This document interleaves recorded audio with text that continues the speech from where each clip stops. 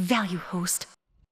Olá, nesse vídeo a gente vai dar continuidade ao nosso curso SSH e aqui a gente vai ver os comandos mais básicos, aqueles comandos que vão ajudar a gente a gerenciar arquivos, diretórios e que vão ajudar a gente nesse gerenciamento que o SSH permite dos arquivos e diretórios de forma mais fácil, com maior agilidade e eficiência, em detrimento de gerenciador de arquivos, de FTP. Então aqui eu vou começar com um comando que eu já tinha mostrado anteriormente, que é o ls-al. E esse comando, o que ele faz? Ele lista o diretório com todos os seus detalhes. Então ele está listando aqui todos os arquivos e todos os links simbólicos e todos os diretórios que tem nesse diretório raiz, né, da minha conta. E aqui ele mostra na primeira coluna a permissão, a segunda coluna é o usuário, a qual tá a permissão, depois o grupo, e aí o consumo em bytes, e a data que o arquivo foi criado, ou o diretório, né? E aqui o que a gente pode fazer? Eu tô na raiz da minha conta. Agora eu vou navegar nessas pastas que a gente tem, vou entrar na public HTML, que é onde deve ser publicado o código do site. Pronto, public HTML com cd, comando cd, e o diretório eu entrei nele. Vou dar um lsal e pronto, tá aí aquele arquivo index lá do vídeo anterior, que tá vazio, e a gente já tá no public HTML. Como é que eu sei em qual diretório eu tô? Aqui eu só entrei em um diretório, mas numa conta populada com arquivos, a gente pode ter dezenas de diretórios. E aí, a partir do momento que a gente vai entrando nesses diretórios, a gente pode se perder. E aí a gente digita pwd. A gente digita pwd, ele vai dizer exatamente o diretório que a gente está. Então a gente pode se encontrar. E aí esses são os comandos mais básicos para diretórios, que são para entrar em diretório, para listar um diretório. Por exemplo, se eu quiser voltar ao diretório anterior, do cd, dois pontos. Pronto, voltei para a raiz. ls-al, ele lista tudo para mim. Vou voltar lá no public. Pronto. E agora, se eu quiser ver esse arquivo index.html, eu sei que ele não tem nada.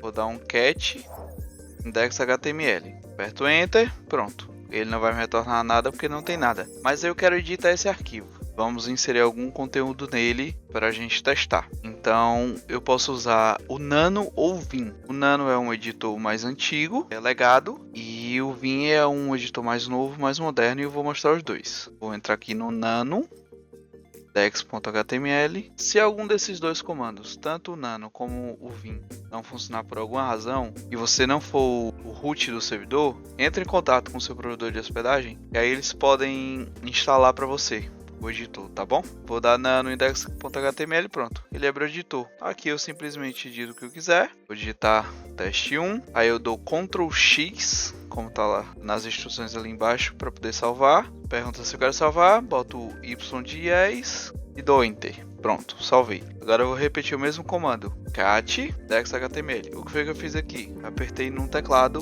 setinha para cima, e aí ele volta para todo o meu histórico de comandos, tá vendo?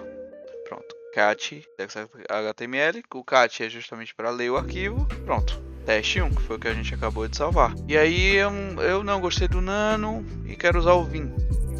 Vamos lá, index.html, dou Enter. Pronto, já mudou a interface. Aqui para editar eu tenho que apertar o I. Pronto, ele liberou o insert para mim. Vou digitar teste 2, vou dar um ESC para salvar diferente, dois pontos, W, que é o write, e Q de sair. Então WQ eu salvo e saio do arquivo, fecho ele. Pronto, vou dar um cat de novo. Pronto, ele salvou o arquivo com a modificação que eu fiz. E agora, se eu quiser saber o tamanho ou do diretório ou do arquivo, o que é que eu faço? Eu estou no public HTML, então vou ver o tamanho que eu estou ocupando nesse diretório. Então vou dar um dumen-sh. Pronto, tá ínfimo uso porque a gente só tem a pasta well que é do sistema e o index.html com duas linhas. Mas se eu fizer isso aqui, volto lá para o diretório raiz da conta e dou um dumen-sh e pronto. Aqui eu tenho um consumo total de tudo isso aqui que está na conta. Ou seja, toda a minha conta hoje ocupa 2,7 megabytes. Se eu quisesse ver de uma parte específica, deu-sh meio, por exemplo. Ou se eu quisesse ver de um arquivo específico, Vamos voltar lá no public HTML. Eu quero ver qual o tamanho exato do index HTML. Deu-sh index.html. E se eu quiser verificar a data que esse index HTML foi modificado, eu digito stat index.html e aqui ele vai mostrar aqui a permissão do arquivo, quando ele foi modificado, e usuário e grupo a qual ele pertence. Isso é importante para a gente em caso de problema de permissão. A gente consegue verificar se está certinho a permissão do arquivo. Sempre utilizar nos nossos ambientes chmod, que é a permissão 644 para arquivos, certo? E 755 para diretórios. Com isso aí você vai ter tudo funcionando perfeitamente. Isso eu falo para arquivos de site. Pastas de sistema podem variar, tá certo? E aí vamos dizer que eu não quero mais esse arquivo index.html. Ele não tem mais serventia para mim. O que eu faço? rm index.html. Pronto, simples assim, foi apagado. E agora eu vou criar um novo arquivo que a gente vai testar comandos de PHP. Que eu vou digitar no vim código de PHP info, padrão mesmo, tem um mistério. Vou salvar, pronto. Tá lá o meu arquivo que eu acabei de criar, tudo certinho. E agora eu vou querer executar esse PHP. Como é que eu faço para executar via linha de comando? Eu digito php -q o hífen q index.php. Vou apertar um enter, pronto. Ele executou esse PHP. Se no caso aí eu tivesse uma cron, qualquer instrução de comando de enviar alguma coisa, ele acabou de executar isso. Como ali só tem o php-info, ele executou, tudo certo. Mas se ali fosse um script PHP para fazer funções de programação para mim, ele acabou de executar certinho. E se a gente quiser saber se a versão do PHP está certa aqui, o que a gente faz? php-v, pronto. Está mostrando que eu estou na 7.4, na padrão, que está carregando o Yoncube, o OPCache e o Zend, tudo certinho. E se eu quiser saber qual o limite de memória que está nesse PHP?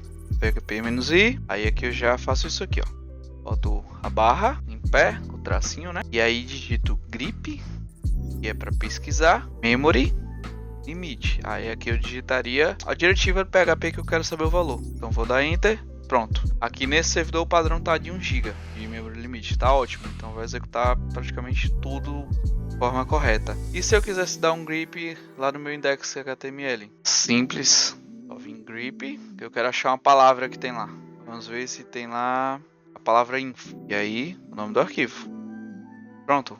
Retornou que tem info escrito lá certinho. E agora eu quero saber se uma URL está funcionando certinho. Se o meu site está funcionando certinho. Aí o que eu faço? Eu posso usar o Q, que é uma biblioteca do PHP. E aí, digitando aqui, ó, por exemplo, google.com. O que ele vai fazer? Ele vai acessar o Google e vai me retornar o conteúdo do site. No caso, o Google força o www. Então vamos aqui, vamos adicionar o www. Vocês vão ver que ele vai carregar o código do Google. Pronto, carregou a página do Google. Para que a gente usa muito isso aqui? Para fazer cron, tarefa cron. Em vez de usar o wget, que eu vou falar dele daqui a pouco, a gente usa o Q. Que aí ao usar a biblioteca do PHP Q, a gente consegue não baixar o arquivo e executar ele. Aqui funciona como se fosse um acesso mesmo. E se eu quiser debugar uma URL, por exemplo, quer saber se um site está acessando certinho, ou se ele está dando algum erro de SSL, ou se ele está dando um erro de redirecionamento, o que eu faço? Digito Q menos I maiúsculo. Pronto. Aqui ele vai me dar todo o cabeçalho do acesso. Fiz isso com o site do Google, você vai fazer com o seu site ou qualquer site que você queira testar. Deixa eu limpar aqui e fazer de novo. Pronto. Pronto. Aqui no cabeçalho ele está mostrando o código do HTTP 200. Ou seja, esse site foi carregado certinho. Tá tudo certo no acesso. Então, se você, por exemplo, tivesse problema com acesso ao Google, que no caso vai ser esse um exemplo aqui, poderia ser seu site, e aqui mostrou erro código 200 que está acessando certinho, e no seu acesso não está acessando certinho, pode ser que você alterou o DNS há pouco tempo, por exemplo, e ainda esteja propagando. E aqui já está propagado no servidor, entendeu? E agora, beleza, a gente aprendeu vários comandos e se eu quiser ver se tem um problema de rede, se eu quiser testar algum acesso nessa linha que eu falei da gente ver aqui se está retornando código 200 ou se está retornando algum erro. Vamos dizer que eu quero verificar se um site está apontando corretamente para o meu servidor. O que é que eu uso? Ping. Com ping, pronto. Vou ver o IP que ele tá apontando e exatamente vai me retornar o host, né? Desse IP. E a gente consegue ver para qual servidor está apontando naquele momento. Se quiser, o ping ele vai ser executado no Linux de forma contínua. Se você quiser encerrar ele, já que você não passou o parâmetro na hora de executar, dá Ctrl C e ele encerra. E a gente também tem um dig. Dig é um comando DNS que a gente pode fazer uma consulta mais aguçada da entrada de DNS em si. Então se eu der dig.google.com, ele vai me retornar o IP do Google. Mas aqui também eu posso usar dig mx.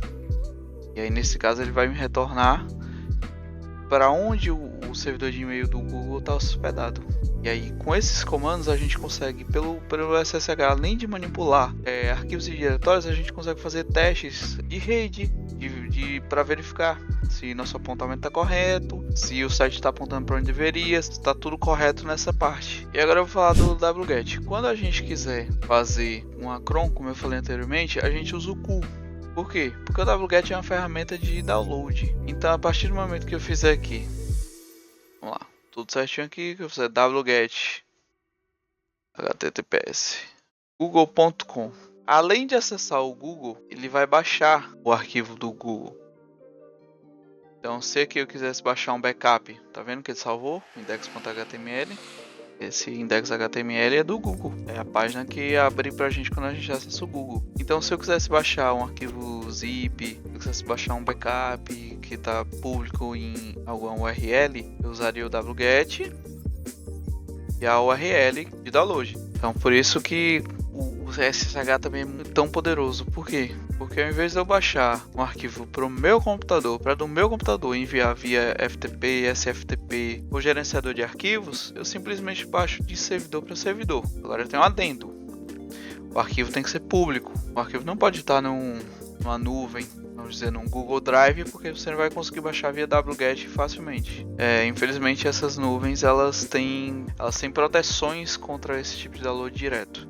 Entendeu? Mas, por exemplo, se você está fazendo uma migração e a outra empresa gerou os backups para você, ela vai te dar uma URL pública daqueles backups. Então você vai conseguir baixar via wget direto para sua conta. Você não precisa baixar para o seu computador e daí passar para o servidor, tá certo? Então, esses são os comandos mais básicos do SSH. Todo comando de SSH ele tem um manual próprio. Então, se a gente digitar o comando help, ele vai mostrar toda a documentação dele e é poderosíssimo. Então, cada comando tem sua própria sintaxe, suas próprias vertentes.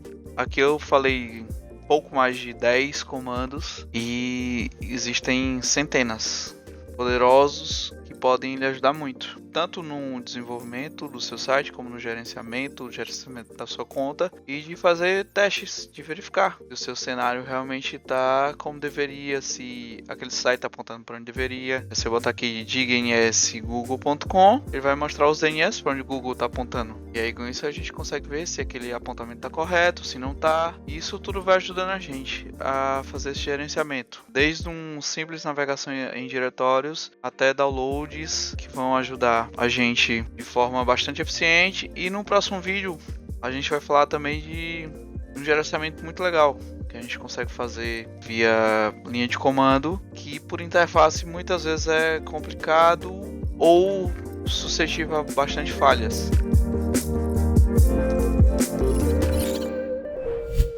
Value Host.